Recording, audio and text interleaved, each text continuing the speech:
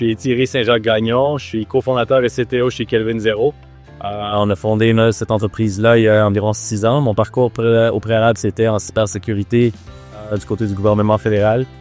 Puis un jour, j'ai eu une idée que j'ai décidé de me lancer et on a fait une entreprise qui est devenue Kelvin Zero aujourd'hui.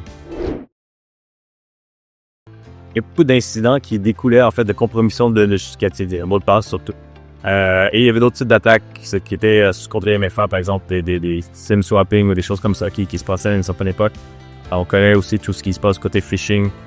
C'est vraiment des fléaux du côté de la cybersécurité. Puis une chose qui est importante, c'est que du côté statistique, les attaques ou les incidents typiquement proviennent d'une compromission de justificatif, soit un mot de passe ou d'autres identités ou un certificat par exemple, des choses comme ça.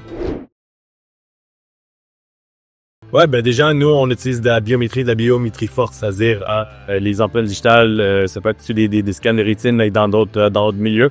L'idée, c'est que la biométrie forte, c'est statique, c'est quelque chose qui ne change pas, ne peut pas être influencé du point de vue externe pour un succès. Ça peut être influencé pour un échec, mais typiquement pas pour un succès.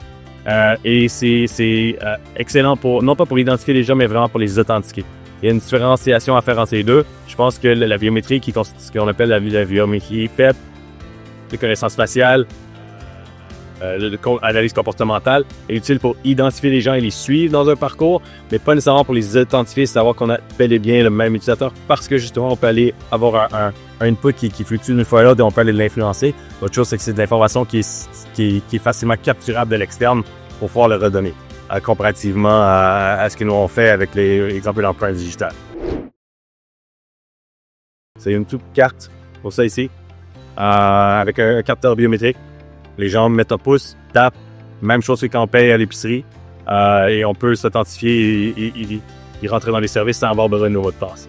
Au-delà de ça, on a aussi une application mobile et un système derrière ça, tout ça, qui va être soit en SaaS ou peut être déployé localement. Mais ultimement, c'est un système d'authentification.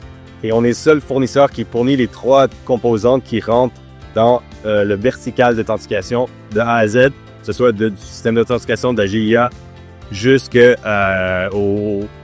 device d'authentification TVPP. On a commencé plus récemment avec le marché de la manufacture. Donc les manufacturiers aiment beaucoup la carte. C'est plus physique, je pense. Ils ont peut-être un peu plus de facilité à comprendre l'aspect d'un produit physique que d'un logiciel. À l'inverse, les agences de marketing préfèrent l'application mobile. Pourquoi? Ils sont sur leur téléphone continuellement. C'est ce qu'ils utilisent pour faire les réseaux sociaux. C'est d'identifier les bons verticaux pour les différentes composantes du système.